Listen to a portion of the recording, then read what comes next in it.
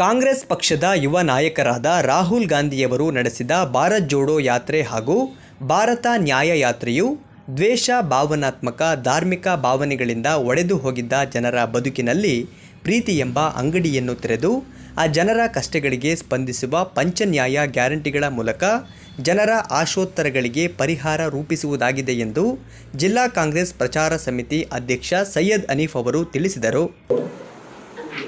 ಭಾರತ್ ಜೋಡೋ ಯಾತ್ರಾ ಮತ್ತೆ ನ್ಯಾಯ ಯಾತ್ರಾ ಎರಡು ಯಾತ್ರಾ ಮಾಡಿ ಅದ್ರ ಮುಖಾಂತರ ಜನಗಳ ಸಮಸ್ಯೆ ಅವ್ರು ಏನು ಮಾಡಿದ್ರು, ಏನು ಹೇಳಿದ್ರು ಅಂದರೆ ಇಫ್ರತ್ ಕೆ ಬಾಜಾರ್ ಮೇ ಮೊಹಬ್ಬತ್ ಕಿ ದುಕಾನ್ ಅಂತ ಹೇಳಿ ಒಂದು ಇದು ಹೇಳಿದ್ರು. ಏನಂತ ಹೇಳಿದ್ರೆ, ಈ ಒಡೆದು ಹೋಗಿದ್ದು ಈ ಧರ್ಮ ಬಗ್ಗೆ, ಜಾತಿ ಬಗ್ಗೆ ತಂದಿಟ್ಟಿದ್ದಲ್ಲ, ಅದು ಒಗ್ಗೂಡ್ಸಕ್ಕೆ ಅಂದ್ರೆ ಒಂದು ಒಳ್ಳೆ ಸಂದೇಶ ಕೊಟ್ಟು ಇದರಿಂದ ಅದರ ಮೇಲೆ ಎಲ್ಲ ಪೂರ್ತಿ ಏನೇನೋ ನ್ಯೂನತೆಗಳಿದೆ, ಸಮಾಜದಲ್ಲಿ ಎಷ್ಟು ಕಷ್ಟ ಇದೆ, ದುಃಖ ಇದೆ ಅಂತ ಅನ್ಕೊಂಡು ಈಗ ಏನು ನಮ್ಮ ಇಲ್ಲಿ 5 ಗ್ಯಾರಂಟಿಗಳು ಇಲ್ಲಿ ಕೊಟ್ಟು ಇಲ್ಲಿ ಸಕ್ಸಸ್ ಆದ್ಮೇಲೆ ಮತ್ತೆ AICC ಮತ್ತೆ ಒಂದು 5 ಗ್ಯಾರಂಟಿ ಅದು ಹೊರ ಬಂದಿದ್ದು ಏನು ಭಾರತ್ ಜೋಡೋ ಯಾತ್ರಾ ಮತ್ತೆ ನ್ಯಾಯ ಯಾತ್ರಾದಲ್ಲಿ ಅದೇನು ಅದಕ್ಕೆ ಸಾರಾಂಶ ಹೊರಗೆ ಬಂದಿದ್ದಲ್ಲ, ಅದೇನು ಅದು ಹತ್ಕೊಂಡು ಇದೆಲ್ಲ ಒಂದು ರೂಪಿಸಿದೆ.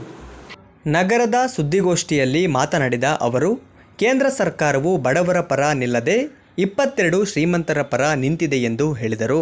ಕೇಂದ್ರ ಸರ್ಕಾರ ಬರೀ ಯಾರಾಗಾದ್ರೂ ಇದ್ರೆ ಬಡವರಿಗೆ ಏನಾದರೂ ಸಹಾಯ ಮಾಡಬೇಕು, ನಾವು ಏನಾದರೂ ಕಾಂಗ್ರೆಸ್ನವ್ರು ಇದು ಮಾಡಿದ್ರೆ ಬಿಟ್ಟಿ ಭಾಗ್ಯ ಅದು ಅಂತ ಹೇಳ್ತಾರೆ. 22 ಜನ ಉದ್ಯಮಿಗಳಿಗೆ ಇಂಡಸ್ಟ್ರೀಸ್ಗೆ 14 ಲಕ್ಷ ಕೋಟಿ ಸಾಲ ಮನ್ನಾ ಮಾಡಿದ್ದಾರೆ.